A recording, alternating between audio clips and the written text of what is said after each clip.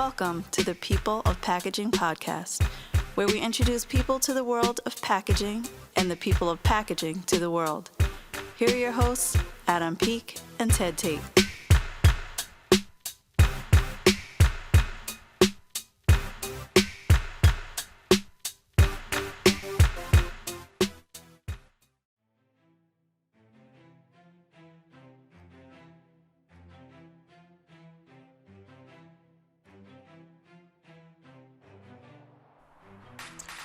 All right, you are going to love this interview. Finally, I got to do with Cory Connors from Orora Landsberg.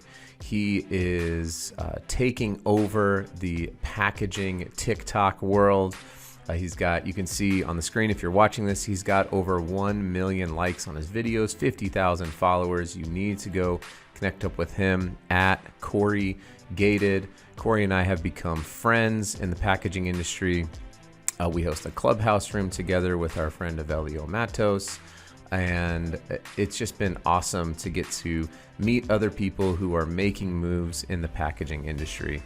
So I'm super excited to have Cory on. Before we get to his interview, please help support the podcast and help support your own brand, your own job. Go to peopleofpackaging.com and get your free ebook from our season 3 sponsor, Doxalent. Also, Cory has been a contributor to the Packaging Tips newsletter. So go to www.packaging.tips, enter your email address, and get your daily email on packaging news and information and useful and helpful things. So that's all I got. We're going to dive into this much overdue episode with the great Cory Connors.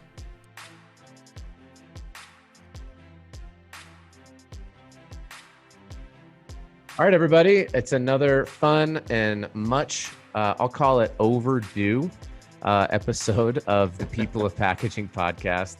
I have Cory Connors here, and I'm going to let Cory do a much better job introducing himself. But we've had a lot of fun conversations through various social platforms, and it's awesome that we could connect up here on the podcast and have a conversation. So Cory, welcome to the People of Packaging podcast. Thank you so much, Adam. It's my honor to be here. I look up to you in the packaging space and appreciate this opportunity to be on your platform. My name is Cory Connors. I'm a packaging consultant for Landsberg Orora. I've been with them for 18 years, and I absolutely love talking about sustainable packaging. So this is going to be lots of fun. Awesome. Yeah. And we've had, like I said, we've already had plenty of interactions, plenty of conversations. If you're watching the video, I'm wearing my at Cory Gated hat that Cory sent me. And we'll certainly dig into one of the greatest packaging social media handles that, so well done on that.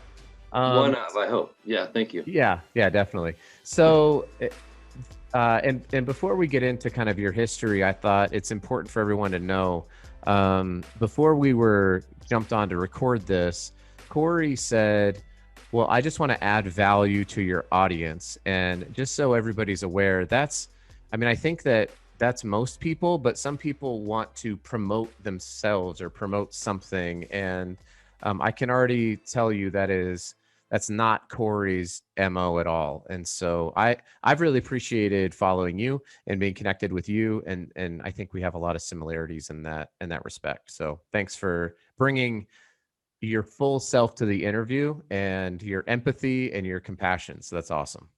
Thank you. I appreciate it. Yeah. So basics out of the way. Where are you from? You know, we know you're a packaging consultant. What the heck does that mean? What does Landsberg do? And how do you help people in the packaging world? Let's start with those things. Okay. So I'm from Portland, Oregon, the great Northwest, and born and raised here, and just absolutely love it. Used to the rain. They say we have web feet. That's true. I work for Landsberg. Landsberg is a global packaging company, but almost $4 billion company. But I work for a really small division of that company. So you get the small division feel with this huge backing and resources. In my opinion, it's it's the best way to go when you work for a company, to have a smaller division. Get a What's the little name more. of your division? Landsberg, Portland. We're out Oh, of okay. Wilsonville, Oregon. So, but you get to work with me directly, and so as a packaging consultant, that's a pretty broad term, I know, but I help guide people through the process. They come to me with a product and they say, how do we package this so it'll sell, or so it'll safely arrive to the destination? And as we know, the most sustainable thing to do is to protect the product so it doesn't have to get reshipped again. That's the worst case scenario. So we want to make sure it's protected and then it sells. And we like to help our customers do both of those things.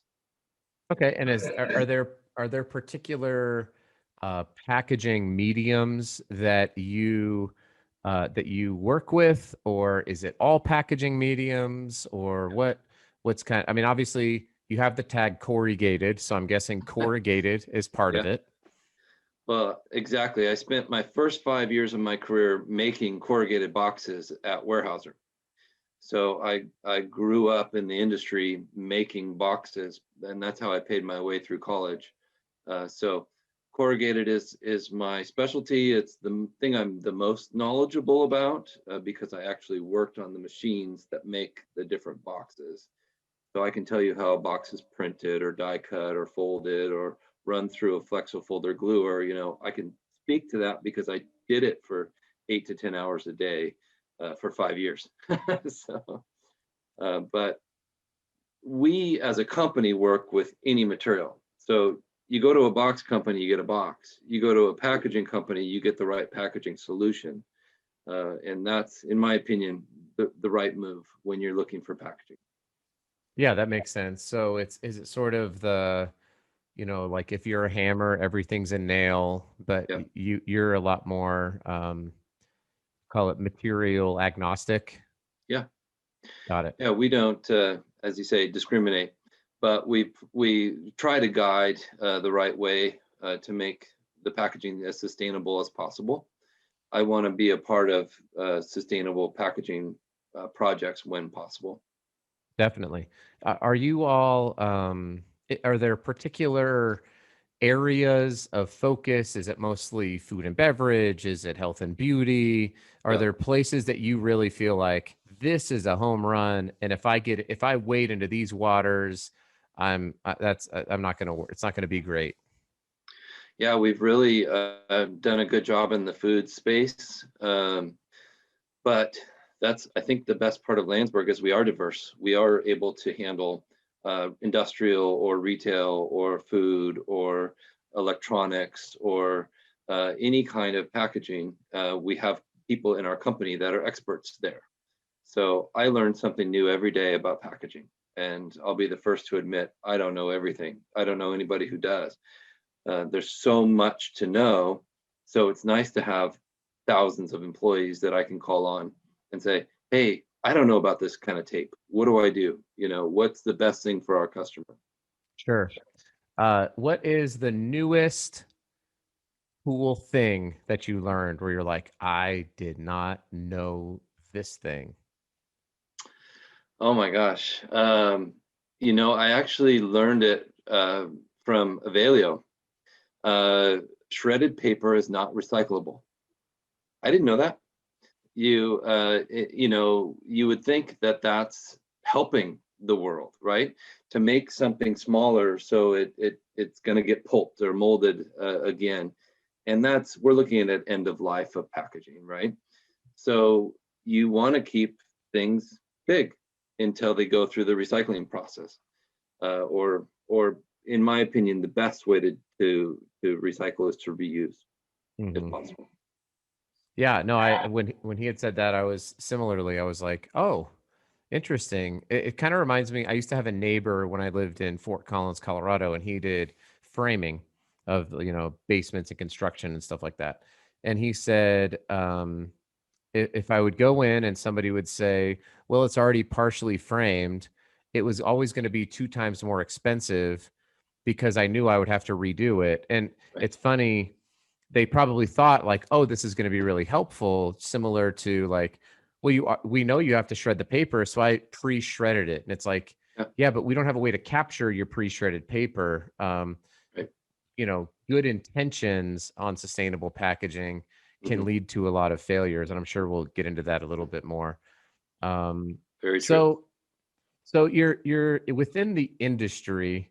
Um, you're probably best known for your TikTok videos. Is that fair to say? With industry wide?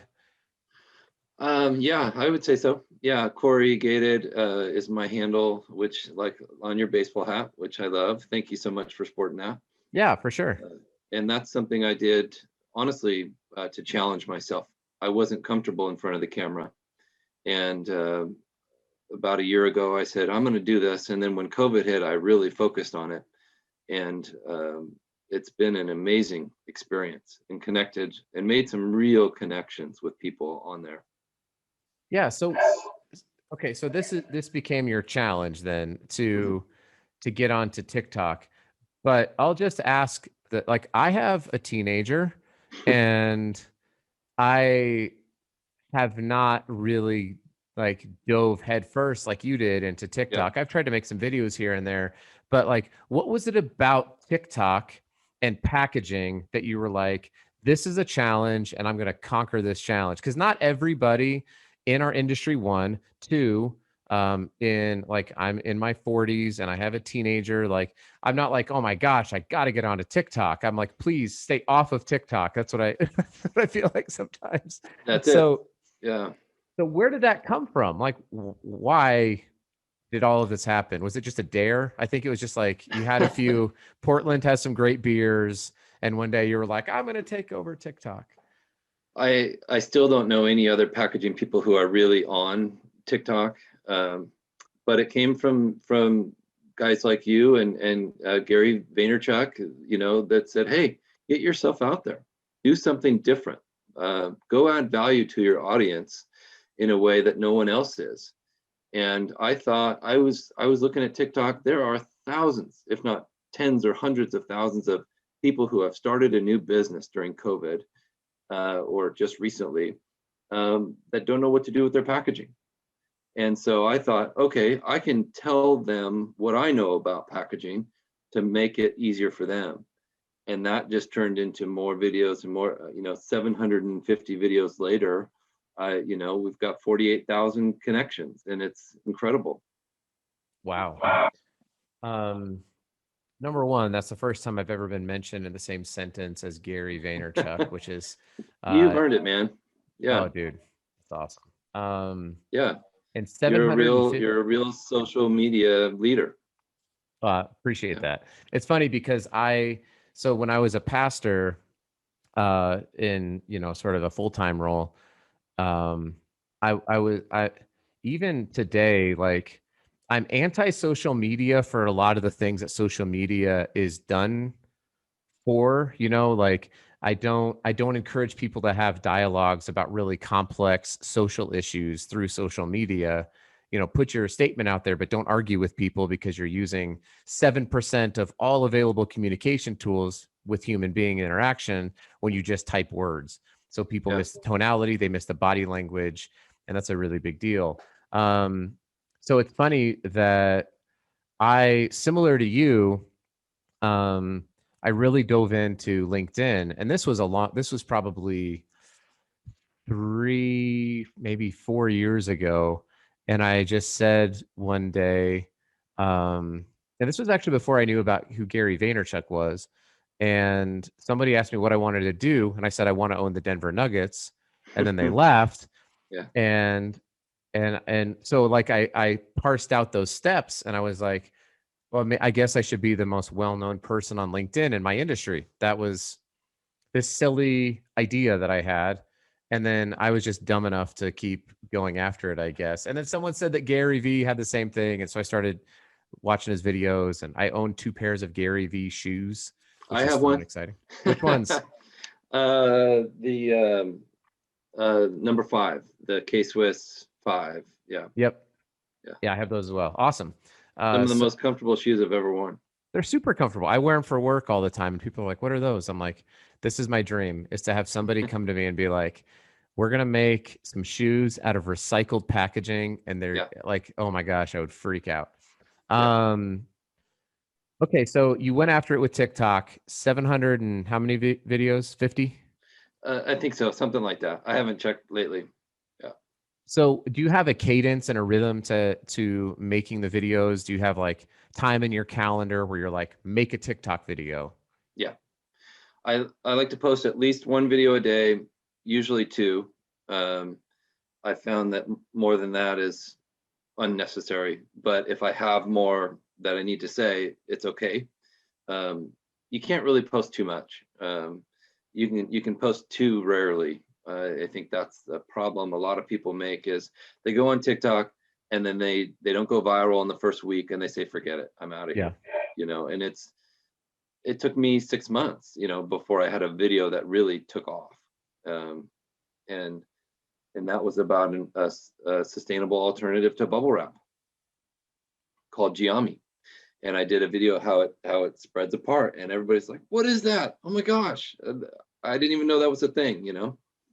So That's cool. It's so funny, the similarities, and maybe maybe I'll take up a TikTok challenge or something with you after this and try to, yeah, take whatever it is, 90 days to post once a day on TikTok. yeah, It's because there is something, I think, because that our dopamine is is so easy to trigger when it's personal connection. So like you can go on mhm, Instagram and you can go on Facebook and and you can post a picture of your family, and then 400 people like it, and you're like, oh, this social media, your brain is like, social media is the best, and we get all this validation, we get all this dopamine, more and more and more.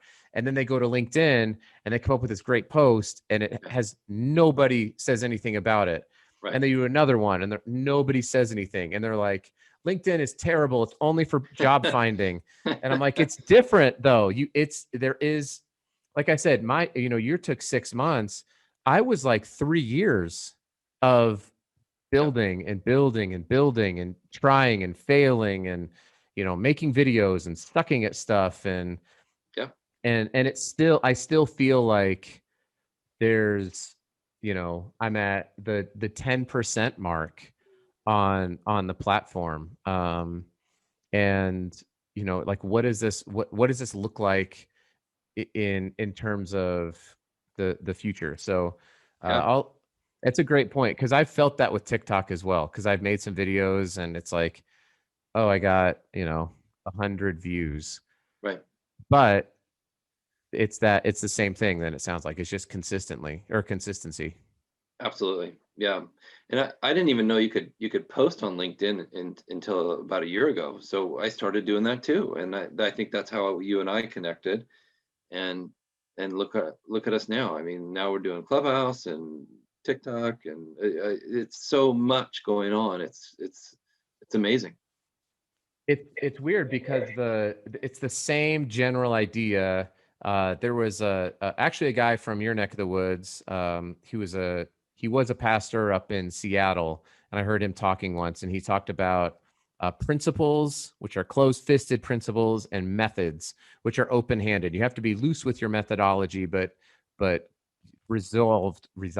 resolute with your principles. And the principle of creativity and consistency, those are two principles which are platform and methodology agnostic. Like, add value, be creative, and be consistent. um, and and it seems like it doesn't matter what the platform is if you can do that. But if you're like, how do I manipulate the platform in order to quickly cut corners and get what I want? Maybe Yeah. some people have ways of doing that, and you can go pay them thousands of dollars, but it doesn't seem to work for me. I think once you realize that it's not about you, that if you're not adding value to your audience, they can tell. If you're not there with their best intentions in mind, they know. People can read through the BS of the super cool polished guy or gal, I think it's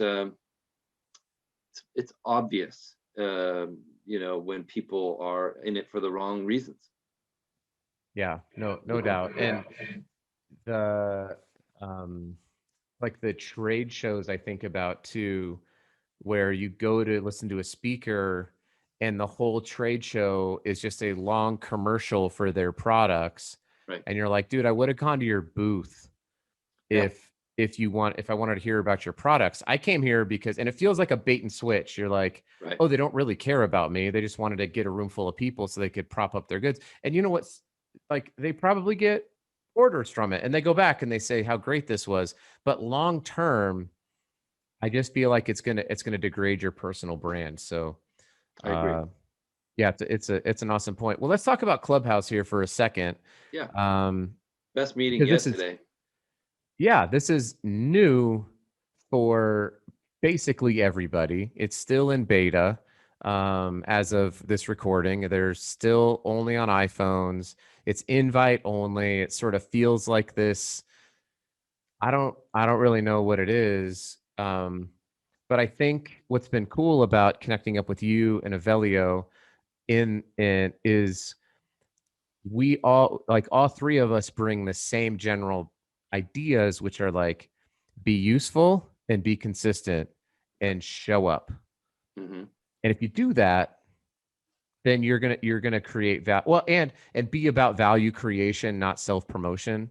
Right. And I think in a self promoting way, we do a great job with that. Right. I agree. And I don't know, just serendipity or what, but the three of us make this really good triangle of knowledge, where you guys know what I know, and I know what you know, and we know what Avelio knows, and it all, between the three of us, we can usually answer a question and provide some value. So it's been a great team. Yeah, I mean, so when you think about it, you work for a packaging consulting, company, and Avelio is a packaging designer, and then I work for a packaging manufacturer. And Mhm. there are some, I think there's some engineers. It would be awesome to get like there's a gal named Camille Core Chisholm who's awesome. Yeah. It'd be great to get some more like an engineer on there, because I think that maybe there are some like technical things that could be useful that I don't think any of us have. But I agree, um it's a great it's been awesome. Like I don't spend like 40 hours a week on Clubhouse by any stretch of the imagination. I know there are people who do, but the time that I'm on there and the time that I'm engaged, even either as a listener or as a speaker, Mm-hmm. has been super valuable. Like the good things about social media, I think, have been unearthed in that, where it's live human conversation and there's Yeah. room for positive tension. And great. That's a great way to put it. Positive tension. People are seeing things from their point of view. They've got their perspective. They've got their experience. Even today, Avelio, we were talking about plastic. Maybe plastic is okay sometimes, and some of the other guys in the room who are plastics people, they're like, yes, it is. I promise. It's sustainable when used properly and when recyclable, and when if paper's not always going to work as much as we want it to. So how do we use plastic appropriately and use the right kind of plastic that will get recycled or reused again?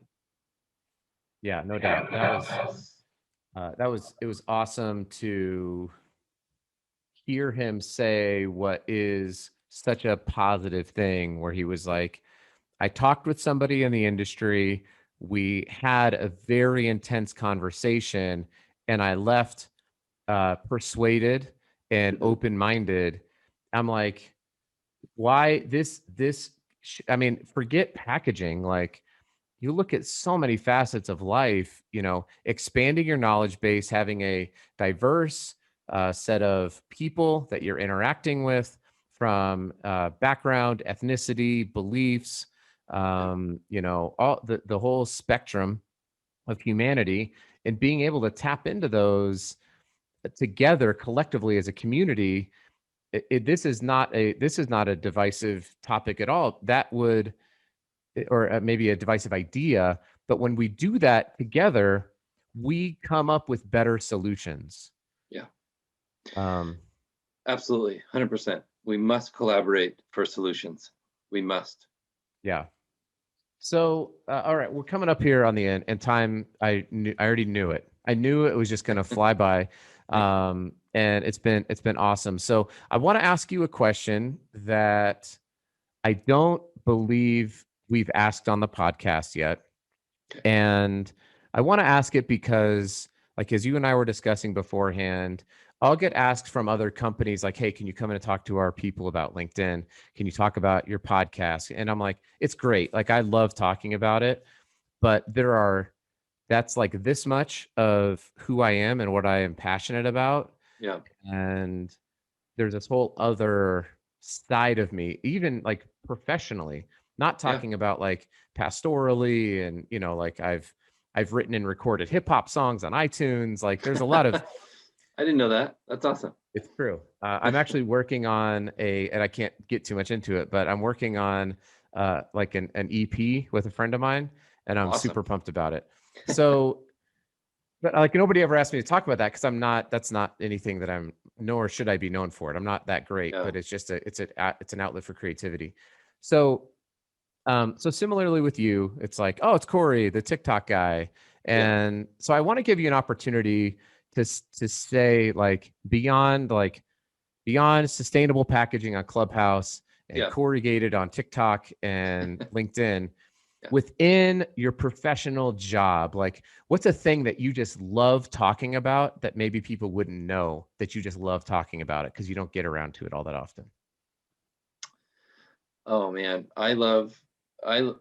this might sound really nerdy, but I love talking about right size packaging. So many people are not doing it right, and it's all about what's the void fill? What's the void fill? Stop filling the void. If there wasn't a void, you wouldn't have to fill it. Let's buy boxes that are the right size for your product. And it's a frustration, but it's also a driving factor to make me better at what I do.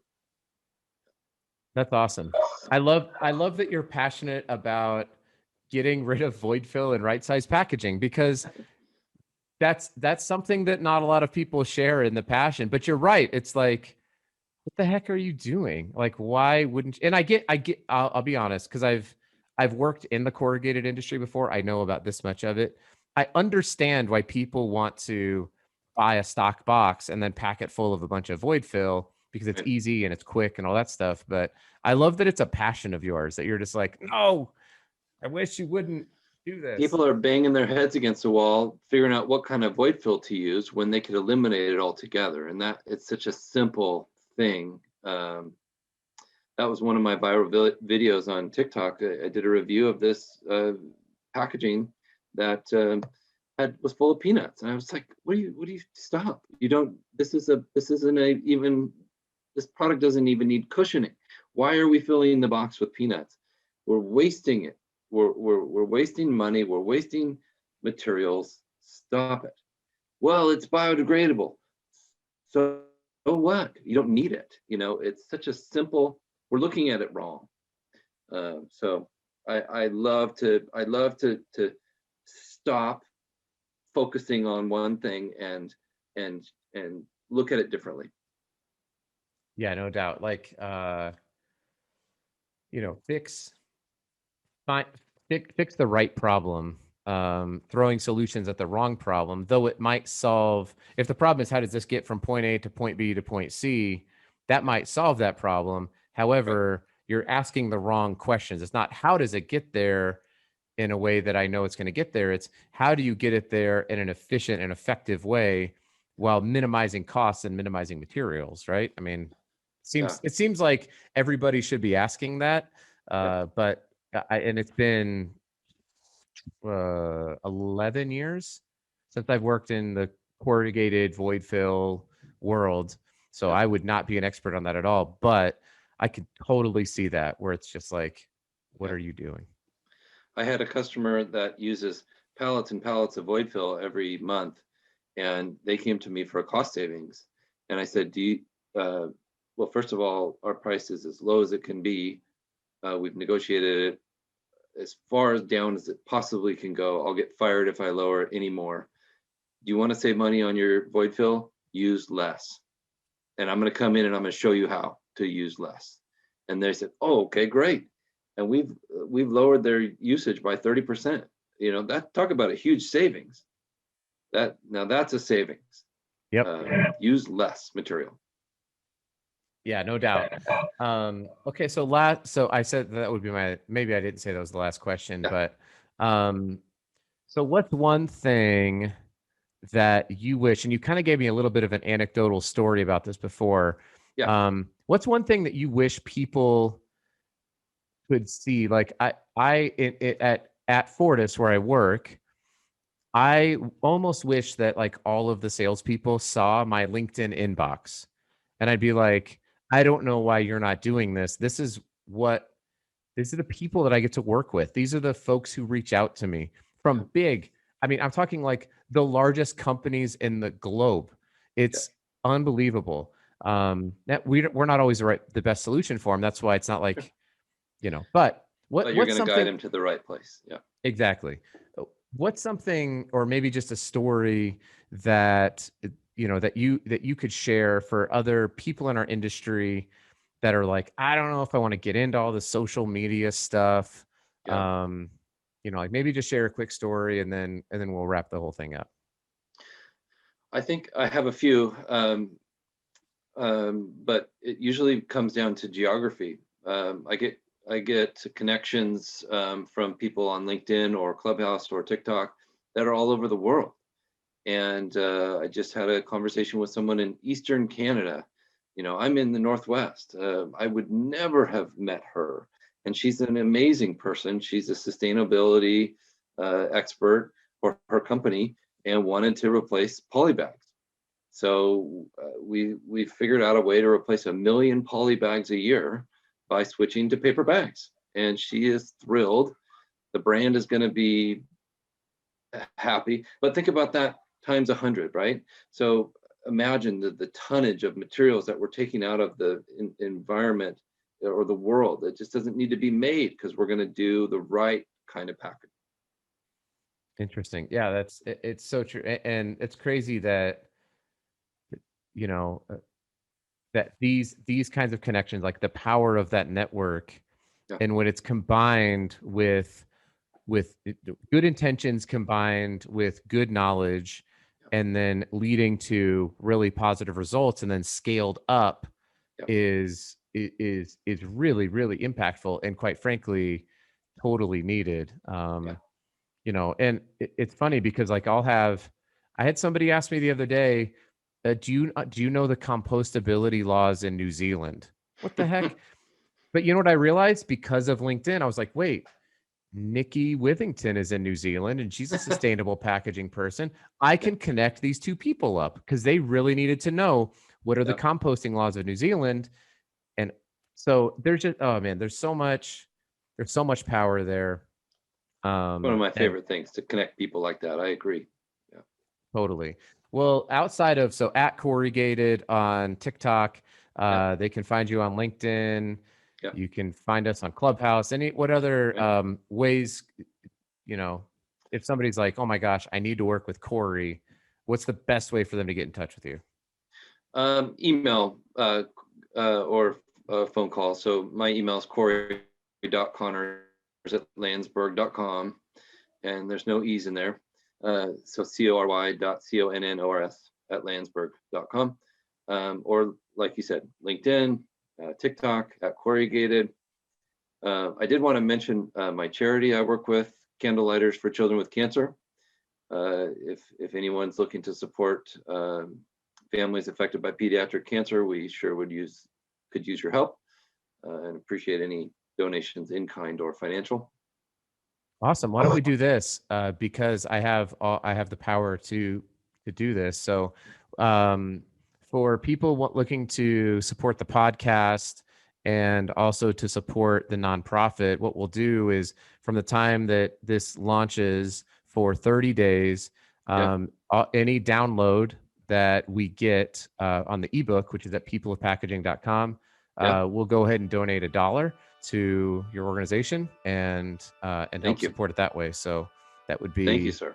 Yeah, for sure. I love combining social good with commerce and business is a really powerful. I'm on 3 nonprofit boards, so it's a passion of mine.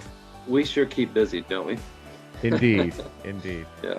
Well, Cory, this has been great. Thank you so much for coming on the podcast, and I hope it's the first of many, many, many more interactions that we have. Me too. Thank you so much.